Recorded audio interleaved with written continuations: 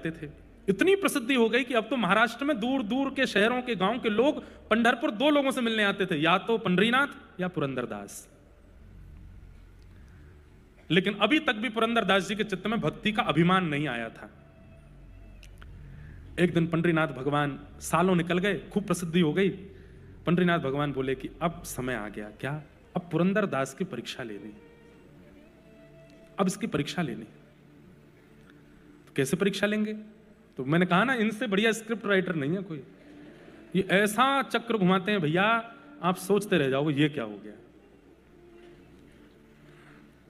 तो एक वैश्या, एक नगर वैश्या, वो नृत्य करती थी, और जहां वो नृत्य करती थी वहां पर व्यसनी लोग जाते थे उसका नृत्य देखने के लिए। तो वो नृत्य करती थी अपने घर चलाने के लिए, वैश्या थी अपने घर पालन करने के लिए, लेकिन हृदय से परम भक्ता थी पंढरीनाथ भगवान की।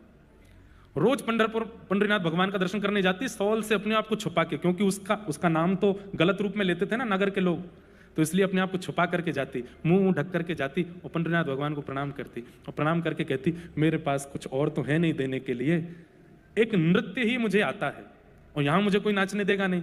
हे नाथ, मेरी भक्ति केवल इतनी है कि मैं रोज सज करके तैयार होकर के नृत्य इसलिए करती हूं कि किसी दिन उन व्यसनियों की भीड़ में आप आओगे मेरा नृत्य देखने और मैं नाचूंगी, आप देखोगे।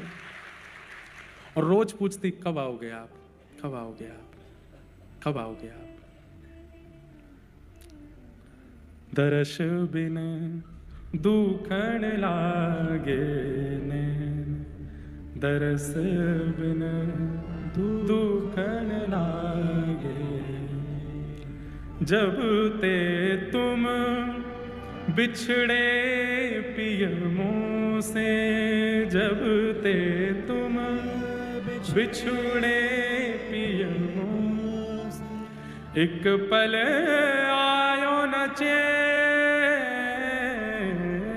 एक पल आयो न चैन, दरस बिन दुखण लागे नैन, दरस बिन दुखण लागे।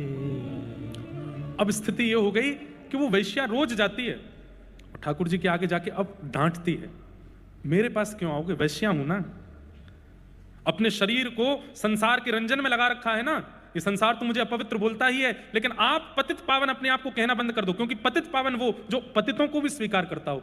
मैं पतित हूं इस पंढरपुर में, आपने अभी तक मुझे स्वीकार नहीं किया, आप पतित पावन कैसे हो गए? सबके यहां आप गए हो, सबके ऊपर आपने कृपा की है, मुझ पर कृपा क्यों नहीं? केवल इतना ही तो मांगती हूं कि किसी दिन मेरे नृत्य